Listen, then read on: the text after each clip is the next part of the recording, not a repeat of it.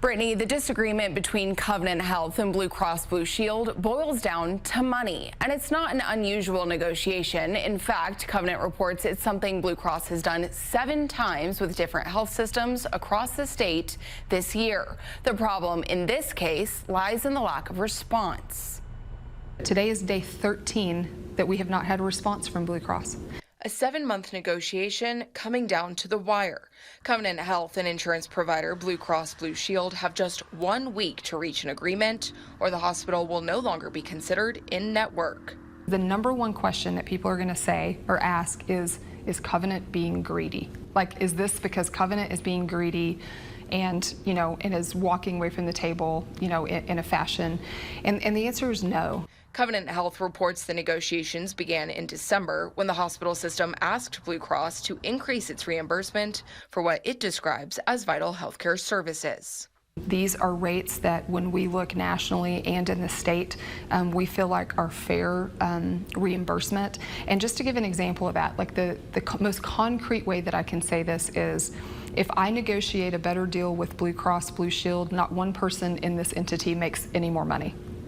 Covenant, a not-for-profit healthcare system, reports a 10% increase in staffing costs, 7% increase in pharmaceutical costs, and a nearly 15% increase in the cost of medical supplies, all since 2022. So that is part of the problem that we're trying to solve here, is that as all of our costs go up, so concomitantly does the reimbursement, has to stay in touch with that.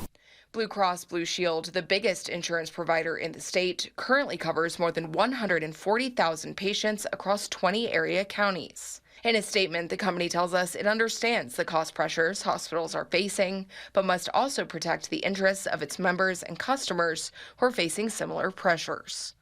The premiums for patients covered by Blue Cross 3 years have gone up 23%.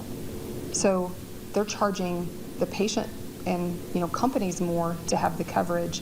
There just has to be, and I understand why, like, their costs are going up as well, but that's where we just have to also be at that table to make sure that we can cover our costs to take care of patients.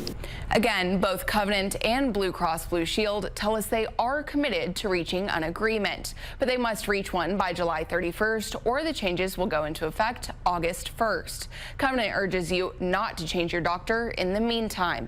It has a hotline and an FAQ sheet set up for any patients with questions or concerns. You can find those resources at kcbd.com.